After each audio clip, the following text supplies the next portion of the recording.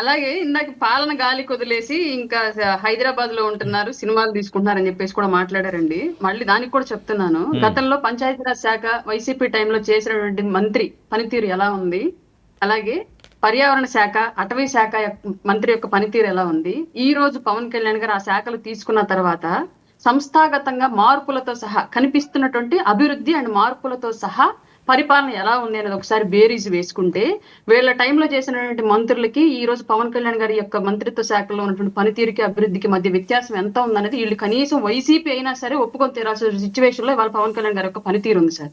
ఇందులో ఎవరికి ఎలాంటి సందేహం లేదు. అటవీ సంపద కాపాడటంలో కానివ్వండి, లేదంటే పర్యావరణ పరిరక్షణ కోసం ఆయన చేపడుతున్నటువంటి విధానాలు కానివ్వండి, సైన్స్ అండ్ టెక్నాలజీ ఆయన చేస్తున్నటువంటి మార్పులు కానివ్వండి, పంచాయతీరాజ్ శాఖ ద్వారా కేంద్రం నుంచి జలశక్తి మిషన్ ద్వారా కానివ్వండి, గ్రామీణ సడక్ యోజన ద్వారా కానివ్వండి, ఇలా వివిధ రకాలటువంటి పథకాలతో కేంద్రం నుంచి నిధులు తీసుకురావడంలో సక్సెస్ఫుల్ మంత్రిగా ఈ రోజు పవన్ కళ్యాణ్ గారు ఆంధ్రప్రదేశ్ పనిచేస్తున్నారని చెప్పడంలో ఈ రోజు ఈ ప్యానెల్ లో కొంతమందికి నచ్చకపోవచ్చు, మేబీ ఒప్పుకోలేకపోవచ్చు, వాళ్ళు పార్టీ తీసుకున్నటువంటి పార్టీ ఎజెండా మూలంగా. కానీ ఒక ఇస్తాను బాలగారు మీ నెట్వర్క్ లేదు, మీరు క్రాస్ టాక్ చేస్తుంటే మొత్తం డిస్టర్బ్ అవుతున్నది. మీరు సింగిల్ గా మాట్లాడితేనే మీ వాయిస్ వస్తున్నది. వెయిట్, నేను ఇస్తాను.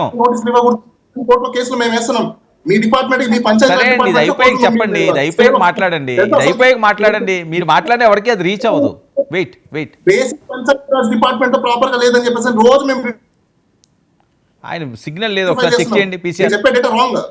బాలగారు మీరు సిగ్నల్లోకి రావాలండి, మీ సిగ్నల్ లేదు, మీది ఫ్రీ చేయి వస్తున్నది. నేను ఆ వాయిస్ని అలౌ చేయలేను. అన్నా గారు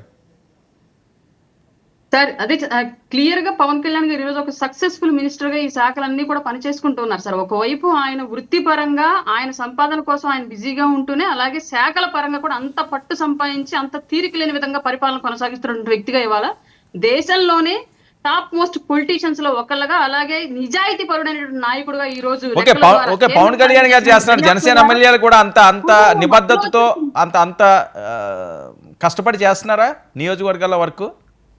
అర్థం కాలేదు సార్, రిపీట్.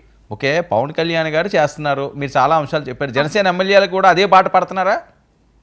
సార్, ఎవరి పరిధిలో వాళ్ళు సాధ్యాసాధ్యాలను బేస్ చేసుకుని ప్రతి ఒక్కళ్ళు కూడా నిజాయితీగా పనిచేసుకుంటూ వెళ్తున్నారు సార్, 100%.